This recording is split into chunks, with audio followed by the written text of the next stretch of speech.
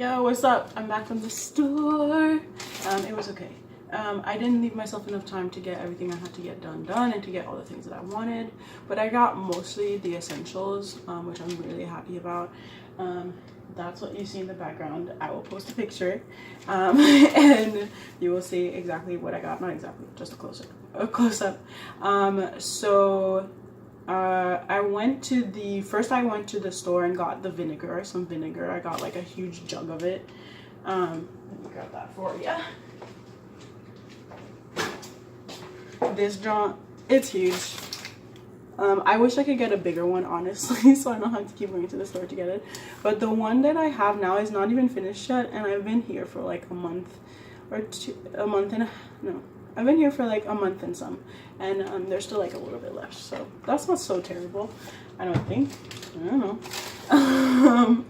And then I got the almond milk. Oh, by the way, okay, so I got some almond milk again in a plastic container because I cannot find almond milk in a glass jar, where they have that like exchange program and you can return the glass jar when you're done with it, buy a new filled one, and then get a refund every time you kind of return the old bottle, which is lit. They do that for cow's milk at Whole Foods, so that's kind of lit. But I cannot drink a whole thing of cow milk. I don't want to drink a whole thing of cow milk.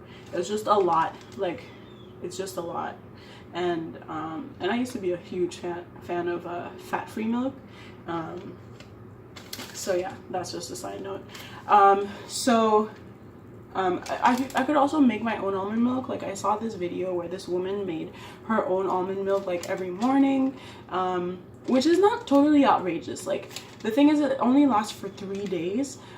So if you soak it at night, you wake up, all you have to do is blend it up, sift it, just to get the nut residue, and then, or the solid parts, and then boom, you have yourself a nice fresh almond milk. But I guess I don't want to invest the time in that right now. That's definitely something I look forward to doing, but I have to figure out like the right portion size for me, all these little details. I'll definitely figure it out, but for now I'm just gonna buy the plastic milk that they sell at Whole Foods. They also sell almond milk that's fine to me, from Trader Joe's, and it's cheaper than the one at Whole Foods, but it comes in that paper box thing, which, like, you can't do anything with that. Like, you cannot put that in the recycling. That's going straight in the trash. If you have a compost, I guess you could compost it, but I don't know if it's lined with plastic. I honestly I'm trying to steer clear of that. At least I'm recycling, and then over time I will phase it out and just make my own almond milk.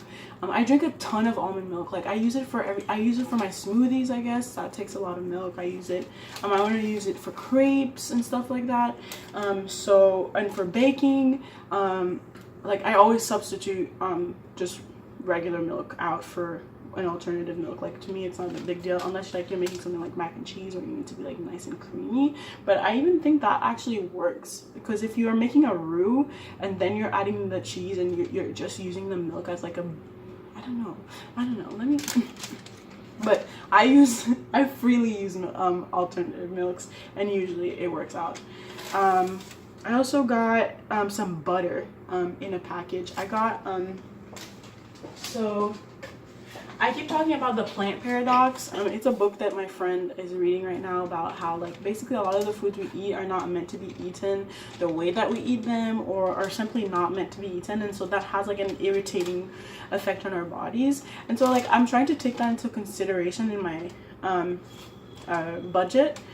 in my eating habits, but it's not really working out, because like I have to completely switch my eating habits in some respects, and then some of the things are a little bit more expensive. So I'm not really willing to kind of reorganize my diet like this, especially considering the financial constraints and the availability of stuff. Like, some things, like I need like cocoa nibs. I cannot find cocoa nibs in bulk. I have not seen it thus far, right? So I'm not gonna do that. I'm just gonna get cocoa powder and just hope it's either it's available in bulk, which I haven't found yet, or is available in like a can, you know, those metal cans, which I think is a better alternative to plastic or whatever else they put that stuff in. So I got butter. I don't know if this butter is a wax wrapper, wax paper wrapper. Oh, sorry. Plant Paradox. Sorry. Plant Paradox says that you can eat dairy and meats, but you have to get it from A1 cows, I think. I don't know. Basically, it's a different kind of cow than the normal. Or there are two different kind of cows that they raise in this country. The one that's most common is not the one you should be having, of course. But all the butters that I found were either in plastic, in a container like this, not like a whole block with just wax paper. And then, you know, they were of varying prices. I found goat butter, which was like super pumped to try. And like when when I'm like not broke, I'm definitely gonna try it. It's like $7 for like a pack that's like half, like it's half this size, and then it's like like this, right? So it's just like not really to make that investment, especially I don't know how it tastes. I don't know how it's gonna taste in my crates, so I'm not gonna mess with that. So I got some butter and packaging. The cardboard can go in the recycling because it's clean, so you cannot put dirty paper in the recycling. They can't use it for some reason. I don't know why, but basically you only put clean paper and clean cardboard in the recycling. I don't know what they do with like pizza boxes, because pizza boxes have like just stuff on it, you know, grease, cheese, whatever. I throw it in the recycling because I'm like, maybe, but that's probably not good. Honestly, what you want to do with that is probably compost it if you have a compost, or just not use it at all. But everybody loves pizza once in a while, especially delivery. It's a treat.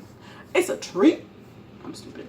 Okay, so what I'm gonna do with this is recycle the cardboard and then put the wax paper in the trash because I don't have a compost yet. It happens. I'm not trying to be perfect. I'm just trying to be better. Okay. And then I bought a huge thing. I didn't get like just 2 or 1 because I thought at least it's better since it's like less packaging, since I'm getting more of them in one, right? That's the logic I'm using. So yeah, most of this is gonna go in the freezer. I'm gonna keep 1 stick in the fridge.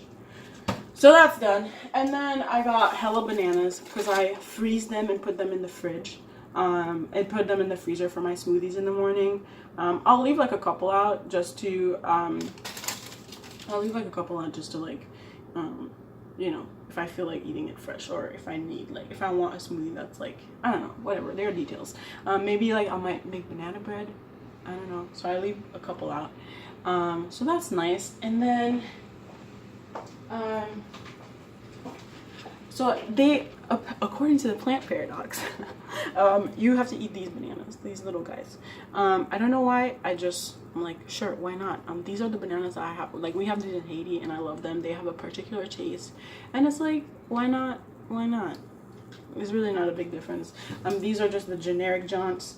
It says that they're from Costa Rica, which is far away. Honestly, I shouldn't even be eating bananas in terms of sustainability, because like it's ridiculous how far our food travels to come to us, guys. Like, I know we want convenience, we want things all the time, blah blah blah blah blah, we're a globalized world, all that extra stuff, but it's like, really, we should try and be more conscious about where our stuff is coming from. Like, there are some things you cannot do anything about, you know, like bananas. I'm poor right now, so I'm eating a lot of bananas because they're super cheap, and they're add sweetness, and I don't know, they're very versatile. But when I have the money, I'm definitely gonna try and find like other things that I can eat that are local and that will replace that somehow, you know. I don't know how, but I will figure it out.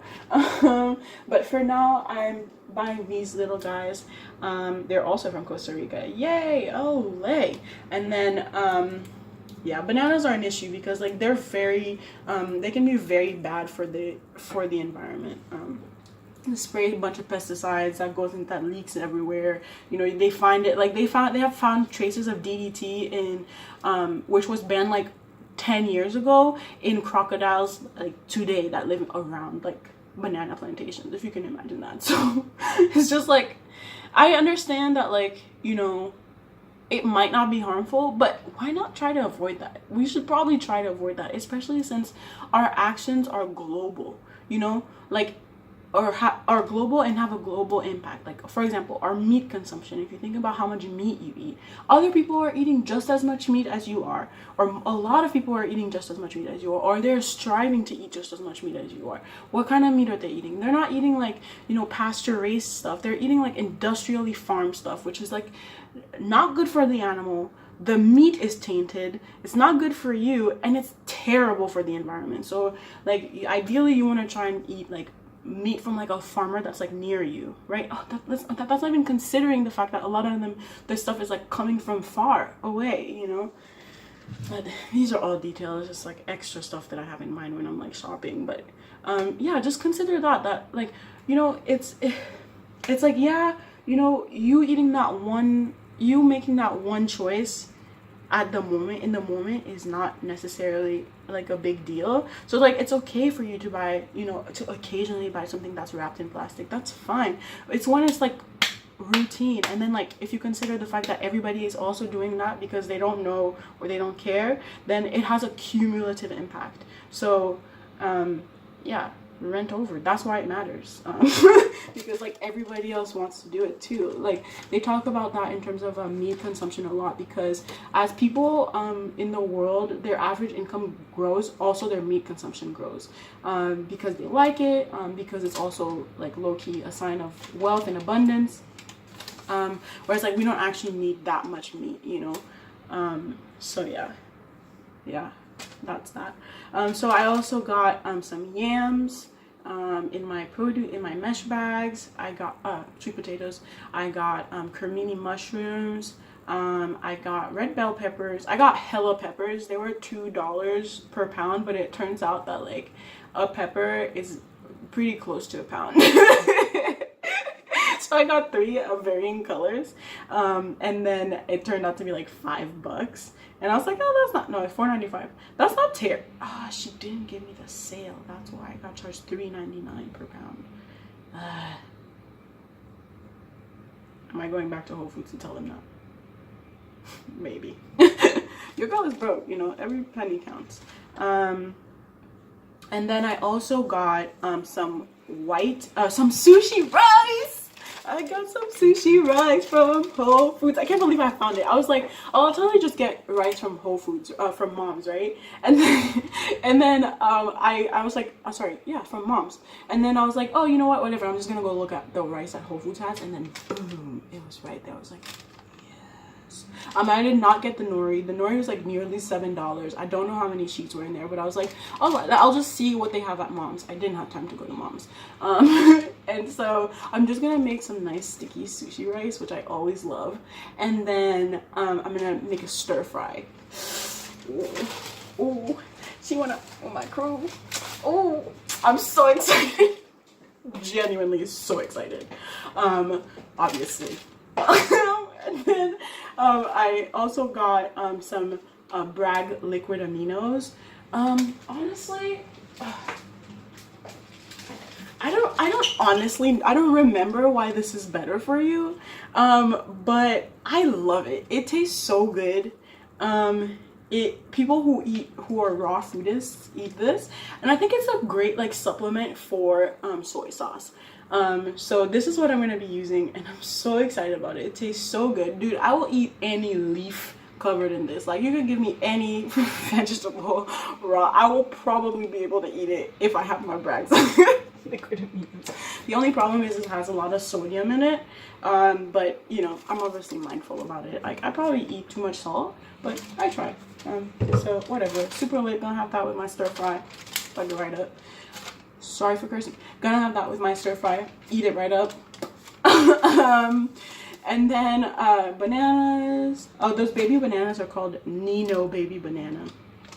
I also got some asparagus, 1 Hass avocado.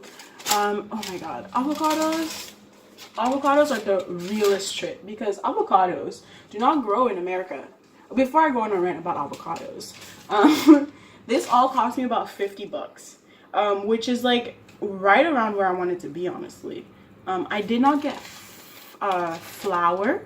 I did not get what else did I get? I did not get flour, which I'm gonna use to make my crepes.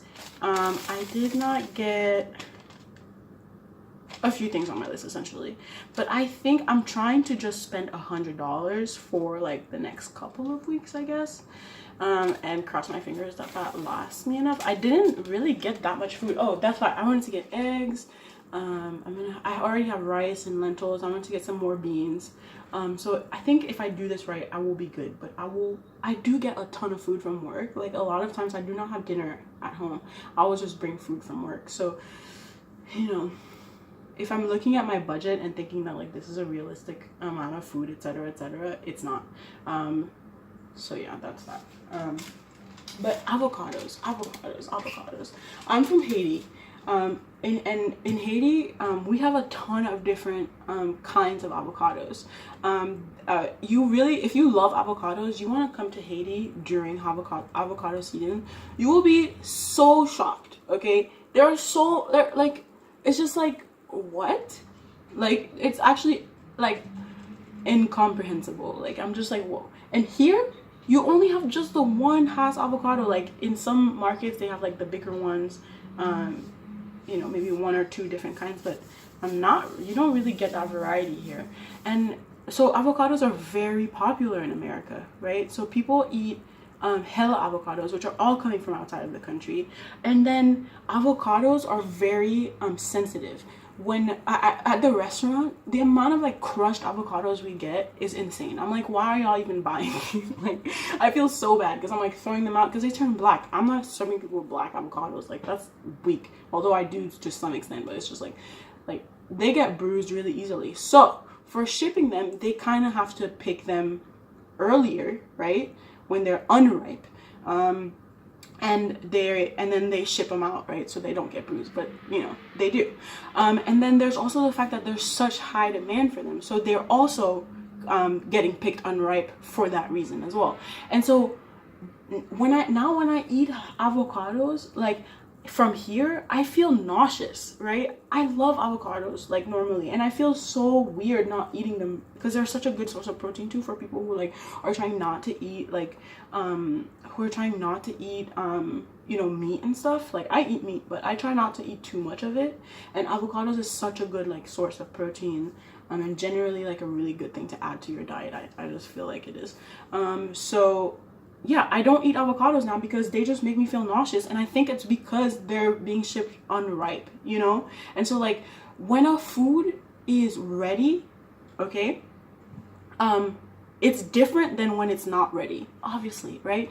Like, its composition is different when it's not ripe, right? Some things come, some things go throughout that, like, you know, process, right? And I think there's like something in the avocado that's there and doesn't go away or doesn't evolve or whatever happens when it's unripe. And so when it's ripened on the tree, when it's not ripened on the tree, right? It's because it's taken off the tree before it's ripe, and then you eat it and it becomes ripe. But during, like, before, if it's ripened on the tree, something is different about its composition than if it's ripened off the tree, is really what I'm trying to say.